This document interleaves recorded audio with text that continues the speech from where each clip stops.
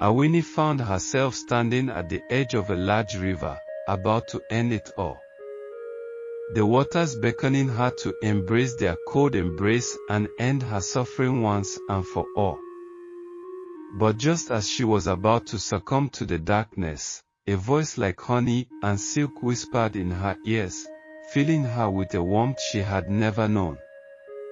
It was the voice of Yemoja, the goddess of the ocean, who had been watching over her since the day she was born.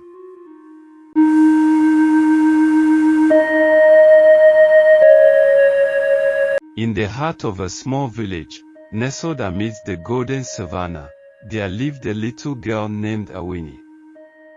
She came into this world during the dry season, a time when the earth cracked under the scorching sun, and the rivers ran dry like parched veins. But on the day of Awini's birth, the heavens had a different plan. As her mother, Awini, went into labor, the sky darkened with thick clouds, pregnant with rain. Lightning crackled across the sky, and thunder rumbled like the growl of a mighty lion. The villagers whispered in awe as the rain poured down in sheets, drenching the earth in its life-giving embrace. Despite the chaos outside, Awini entered the world with a cry that pierced through the storm, her arrival heralded by the relentless downpour. But as joyous as her birth was, tragedy lurked in the shadows, for as soon as Awini drew her first breath, her mother breathed her last, leaving behind a newborn babe and a grieving village. It was Awini's grandmother, who took the orphan child into her arms, her heart heavy with sorrow yet brimming with love. With tender care and unwavering devotion, she raised Awini as her own, weaving tales of her mother's beauty and bravery into the fabric of her childhood. As Awini grew, she blossomed into a vision of loveliness, her dark eyes sparkling like the stars that adorn the night sky, her laughter like the tinkling of wind chimes in the breeze. She possessed the same daring spirit and obedient nature as her mother, bringing joy and fulfillment to her grandmother's heart with each passing day. But there was something else about Awini, something mysterious and enchanting that set her apart from the other children. From a young age, she would sing songs about the water goddess Yemoja, her voice as clear and pure as a mountain spring. When asked how she knew the songs, Awini would simply smile and say she couldn't explain it, as if the melodies were woven into the very fabric of her being. As Awini grew older, her love for the water goddess Yemoja remained steadfast, drawing her to the river's edge each day to offer prayers and sing songs of praise.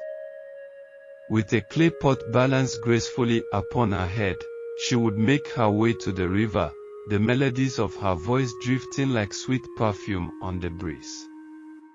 One particular day, as Awini sat upon the bank of the river, her feet dangling in the cool, refreshing water, she lost herself in song, her voice rising and falling with the rhythm of the waves.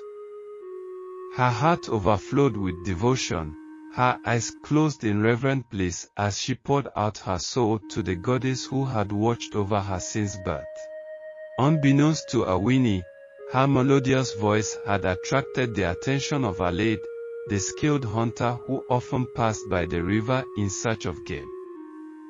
Mesmerized by the beauty of her song, he approached silently, his footsteps muffled by the soft earth beneath his feet.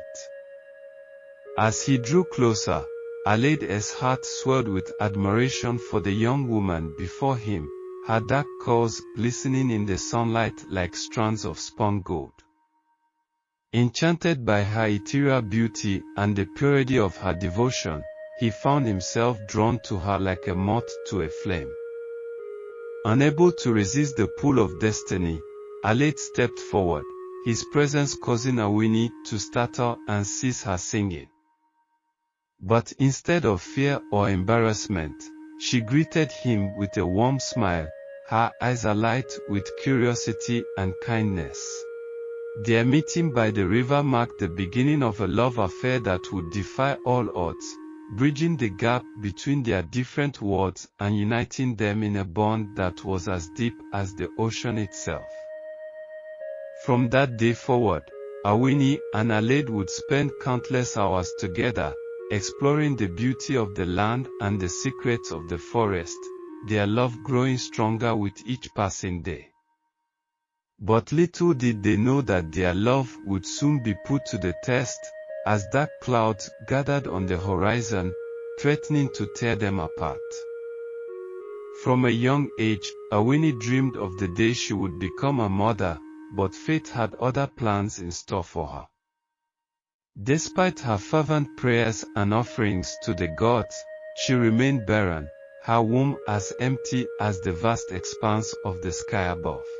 Awini's plight became even more unbearable when she married Alade, a skilled hunter whose heart was as kind as his aim was true. Though Alade loved Awini dearly, the absence of children weighed heavily upon their marriage, casting a shadow of sadness over their once joyous union.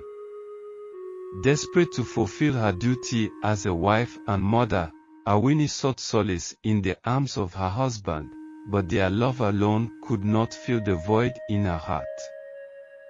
To make matters worse, Alade took another wife in hopes of siring an heir, a decision that left Awini feeling abandoned and alone.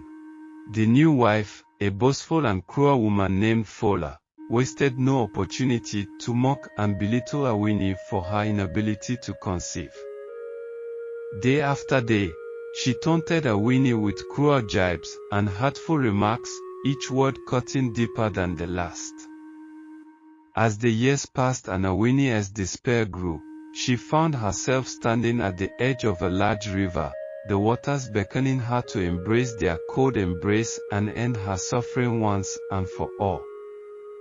But just as she was about to succumb to the darkness, a voice like honey and silk whispered in her ear, filling her with a warmth she had never known. It was the voice of Yemoja, the goddess of the ocean, who had been watching over Awini since the day she was born. With gentle hands, Yemoja lifted Awini from the brink of despair, cradling her in her watery embrace and filling her soul with hope. Moved by Awini's plight, Yemoja blessed her with a vision of the future, a future filled with joy and laughter, love and fulfillment. In her vision, Awini saw herself surrounded by two daring and beautiful twins, a boy and a girl, their laughter echoing through the halls of her home like sweet music. With renewed purpose and determination, Awini returned to her village, her heart filled with gratitude for the goddess who had saved her from the depths of despair. And true to Yemoja's vision, she soon found herself blessed with twins, their arrival heralding a new chapter in her life.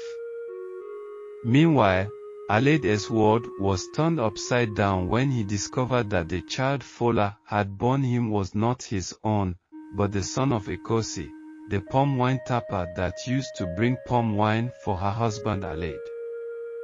Betrayed and heartbroken, he sent Fola packing, begging Awini for forgiveness and vowing to make amends for his past mistakes. United once more in love and forgiveness, Awini and Alade embraced their newfound happiness, their home filled with the laughter of their children and the warmth of their love. And as they looked out upon the vast expanse of the river that had once been a symbol of despair, they gave thanks to Yemoja, the goddess who had turned their sorrow into joy and blessed them with a love that would endure for eternity. For more content like this, give me a thumbs up, comment, share, and subscribe to my channel. Thank you.